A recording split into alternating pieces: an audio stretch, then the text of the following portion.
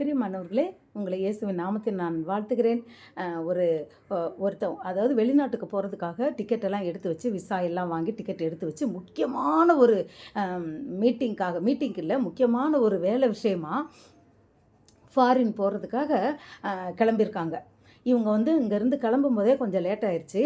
அதனால் என்ன பண்ணுறாங்க, ரொம்ப அவசரமாக எல்லாம் கிளம்பி போகிறாங்க. போகிற வழியில் டிராஃபிக் ஆகுது. இவங்களால என்ன பண்ணுன்னு தெரியல. அப்படியும் சரி எப்படினாலும் நம்ம போயிடலாம் அப்படின்னு நினச்சிட்டு அவங்க போகிறாங்க. இவங்க கரெக்டாக போகிறாங்க. ஃப்ளைட்டு டேக்கப் ஆயிடுச்சு. ரொம்ப கணவனுக்கு ரொம்ப கோபம். இப்படி நம்ம இப்போ சொன்னால் நீ லேட் பண்ணிட்டியே அப்படின்னு சொல்லிட்டு மனைவி மேலே கோவிக்கிறாரு. மனைவி என்ன சொல்கிறாங்க, நான்லாம் ஒன்றும் பண்ணலை, நான் கரெக்டாக தான் கிளம்புனேன். இது டிரைவர் வர்றது கொஞ்சம் லேட் ஆயிடுச்சு. சரி, அதெல்லாம் விட்டுட்டா டிராஃபிக் ஆயிடுச்சு. இப்படி எத்தனையோ காரியம் இருக்கிறதுல நீங்கள் என்ன மட்டும் நீங்கள் குறை சொல்கிறீங்களே அப்படின்னு சொல்லிட்டு மனைவி ரொம்ப வருத்தப்படுறாங்க. அப்போது இவங்க ரொம்ப சோகமாக எல்லாமே போயிடுச்சுன்னு சொல்லிட்டு வேதனையோடு அதை இவர்களாம் என்ன ஒரு கோபம்னா, நம்மளுக்கு எதிர்காலமே போச்சு, அதாவது நம்மளோட லைஃபே போச்சு அப்படின்னு சொல்லிட்டு ரொம்ப கோபமாக வீட்டுக்கு வர்றாரு. வீட்டுக்கு வந்தவொடனே ஒருத்தர் பார்க்க மாட்டேன்றாங்க, ஒருத்தர் பேச மாட்டேன்றாங்க. ஆளுக்கு ஒரு மூலையில் போய் உட்காந்துக்கிறாங்க.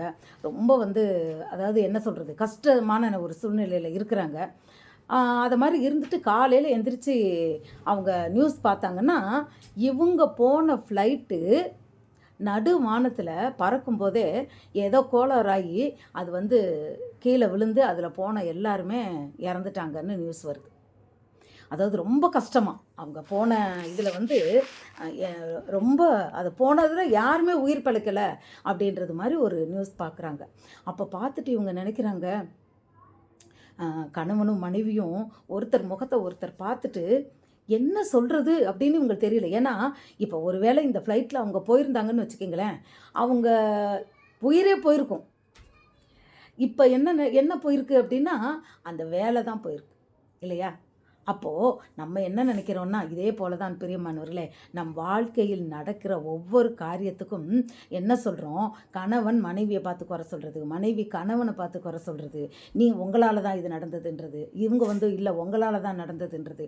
ஸோ பிரச்சனைகளை தொடர்ந்து ஒருத்தர் மேல் ஒருத்தர் குற்றப்படுத்தி கொண்டு நம்ம இந்த காரியங்கள் நடக்கலையேன்னு சொல்லி வேதனையில் இருக்கிறோம்.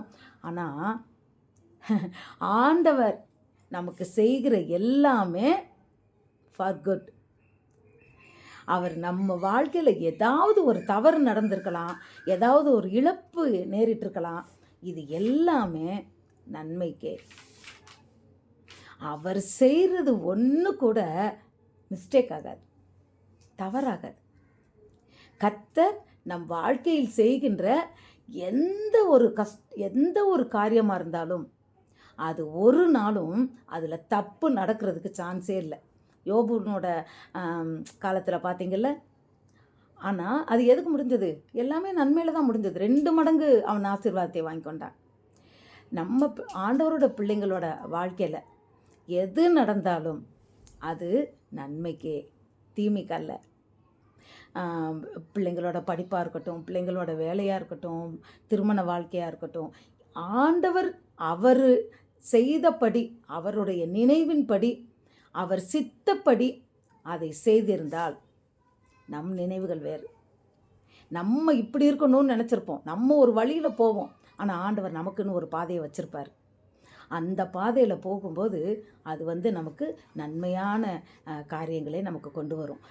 ரெண்டாவது, இந்த ஏதோ ஒரு நடந்திருந்ததுன்னா திருப்பி நம்ம ஆண்டவரை குறை சொல்லாதபடிக்கு, ஆண்டவரை அவர்னால தான் எனக்கு இப்படி பண்ணிட்டாரே அப்படின்னு அவர் செய்த காரியத்தை நாம் அறிந்து கொள்றதுக்கு நமக்கு ஞானம் கிடையாது. அந்த அளவுக்கு அவர் செயல்களை நாம் புரிந்து கொள்வதற்கு நமக்கு அறிவு போதாது. அதனால் அது இப்போ தெரியாது, கடைசியில் தெரியும். அது பின்னாடி நிச்சயமாக தெரியும், அது நன்மைக்கே. ஏன்னா அவர் தீமையை நன்மையாக மாற்றுகிற தேவன். தம் பிள்ளைகளுக்கு அவர் நன்மை மாத்திரம்தான் செய்வார், ஒரு நாளும் தீங்கு செய்ய மாட்டார். நம் தேவன் மகா பெரியவர். அதனால் இந்த உங்கள் வாழ்க்கையில் ஏதாவது ஒரு பிரச்சனை எங்களுக்கு, நீங்கள் இப்போ கணவன் மனைவியுமா நீங்கள் ஒருத்தர் மேலே ஒருத்தர் பழி போட்டுக்கிட்டு குற்றம் போட்டுக்கிட்டு ஒன்னால தான் இது நடந்துச்சு நீங்கள் சொல்லிக்கிட்டு இருந்தீங்கன்னா இன்றைக்கி அதை மாற்றிருங்க. யாராலும் இல்லை, இது நடந்தது தேவன் நம் வாழ்க்கையில் செய்த அதை அந்த காரியங்களை தேவன் நன்மையாய் முடிப்பதற்கு. அவரோட ஒரு சின்ன நம் வாழ்க்கையில் செய்கிற செயல் ஒன்று கூட தப்புன்னு போகாது. ஏன்னா அவர் தப்பு பண்ணுறவர் இல்லை, நம்ம தான் தப்பு பண்ணுவோம், நம்ம தான் தவறு செய்வோம். அவர் அதை திருத்துகின்றவர்.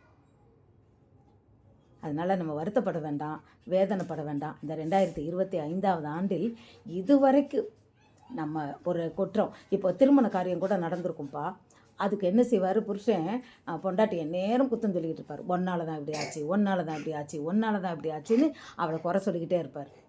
அது மாதிரி சில பிஸ்னஸ் தோற்றுருக்கலாம், உடனே இவங்க சொல்லுவாங்க உங்களால் தான். ஒருவரை ஒருவர் குற்றம் சொல்லாத படிக்கு ஒன்று தான், நாம் தேவனிடத்திலிருந்து நிறைவான அன்பை பெற்றுக்கொள்ளணும் அப்படின்னு சொன்னால் அதுக்கு ஒரே ஒரு வழி என்ன தெரியுமா? அன்பு. நம்ம குடும்பத்தில் அன்பு இருந்தால் போதும், வேறு எதுவும் வேண்டாம். கர்த்தர் நன்மையாய் முடிக்கிற தேவன்றதை நம்ம புரிஞ்சுப்போம். எல்லாமே நன்மைக்கு தான்.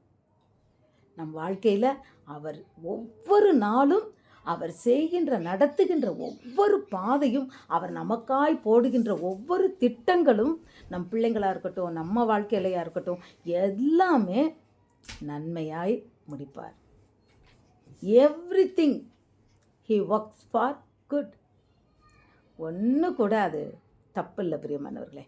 அதனால் இன்றைக்கு நாம் தைரியமாக தேவனுடைய பாதத்தில், அப்பா நீங்கள் செஞ்சது எல்லாமே நன்மைக்கேன்னு சொல்லி நன்றி சொல்லி துதிப்போமா? எப்படி? நடந்ததெல்லாம் நன்மைக்கே. ஹல்லேலூயா. அவர் பாடுவார்ல, நடந்ததெல்லாம் நன்மைக்கே நன்மைக்கே, நன்றி சொல்லி மகிழ்வேன் இன்றைக்கே. நடந்ததெல்லாம் நன்மைக்கே நன்மைக்கே, நன்றி சொல்லி மகிழ்வேன் இன்றைக்கே. ஆம் பிரியமானவர்களே, இன்று முதற்கொண்டு உங்கள் வாயில் இந்த பாட்டு வரட்டும். நடந்தது எல்லாமே நன்மைக்கே. நாம் நன்றி சொல்லி தேவனை துதிக்கும் போது அது நிச்சயமாகவே அது நல்ல நன்மையாகவே முடியும். அதில் ஒரு மாற்று கருத்து இல்லை. கர்த்தர் உங்களை ஆசீர்வதிப்பாராக. God bless you.